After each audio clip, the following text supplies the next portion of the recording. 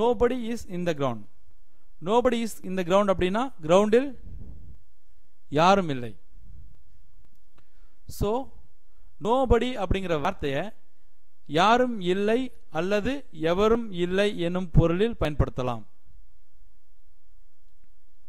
அதாவது nobody அப்படிங்கிற வார்த்தையை எவரும் இல்லை அல்லது யாரும் இல்லை எனும் பொருளில் பயன்படுத்தலாம்.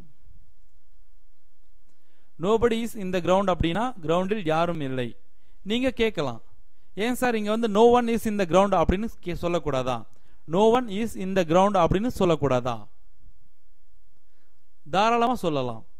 nobody is in the ground அப்படின்னா கிரவுண்டில் யாரும் இல்லை அல்லது கிரவுண்டில் எவரும் இல்லை அப்படிங்கிற மீனிங்ல வரும். Suppose no one is in the ground அப்படின்னா கிரவுண்டில் ஒருவரும் இல்லை அப்படிங்கிற மீனிங்ல வரும்.